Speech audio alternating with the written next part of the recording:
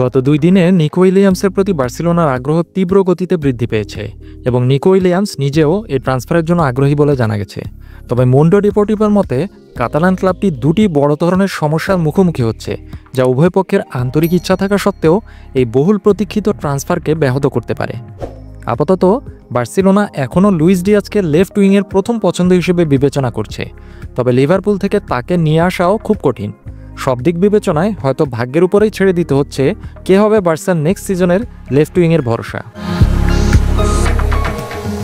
প্রথমত, লিভারপুলের বর্তমানে লুইস দিয়াজের জন্য কোনো অফারই শোনার আগ্রহ নেই। এমনকি যদি তারা তাদের অবস্থান পরিবর্তনও করে, তবুও আস্কিং প্রাইস যেটা আগে শোনা গিয়েছিল 80 মিলিয়ন ইউরো, সেটা কমপক্ষে 60 মিলিয়ন ইউরোর নিচে হবেই না।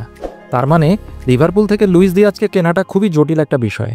অন্যদিকে নিকো উইলিয়ামসের রিলিজ ক্লজ হিসেবে নিলে সেটাও 62 থেকে 64 মিলিয়ন ইউরো হতে পারে।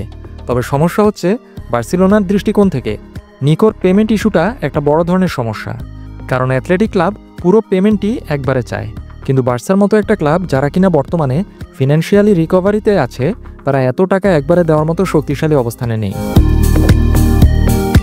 দ্বিতীয়ত, রাজনৈতিক প্রেক্ষাপট। বার্সেলোনা এবং অ্যাথলেটিক ক্লাবের মধ্যে রাজনৈতিক কারণে সম্পর্ক একেবারে তলানিতে। অ্যাথলেটিকো আগে থেকেই বার্সেলোনার অন্যতম তীব্র সমালোচক। বার্সার financial fair play issue, Negreira case ইত্যাদি ছাড়াও দানি ওলমো এবং পাও ভিক্টরের রেজিস্ট্রেশন ইস্যুর মতো বিষয়গুলো নিয়ে অ্যাথলেটিক ক্লাব আগে থেকে বার্সার সমালোচনা করে আসছে। এই টানাপোড়েনের কারণে বার্সেলোনা বোর্ড তাদের অন্যতম প্রতিদ্বন্দ্বী ক্লাবটিকে এতগুলো টাকা দিবে কিনা সেটা নিয়ে দ্বিধান্বিত হয়ে পড়েছে। মুন্ডো ডিপোর্টিভো আরও জানিয়েছে এই জটিলতা আরও বেড়েছে কারণ বার্সেলোনা ইতিমধ্যেই জোয়ান গার্সিয়ার জন্য 25 মিলিয়ন ইউরোর বেশি রিলিজ ক্লজ অ্যামাউন্টে পে করেছে, যা তাৎক্ষণিকভাবে বার্সার ক্যাপেবিলিটি হ্রাস করেছে। যদি বার্সা ইনস্টলমেন্ট আকারে পেমেন্টের বিষয়টি একমত হতে পারে অ্যাথলেটিক ক্লাবের সাথে, তাহলে হয়তো এই ট্রান্সফার সম্ভব হতে পারে।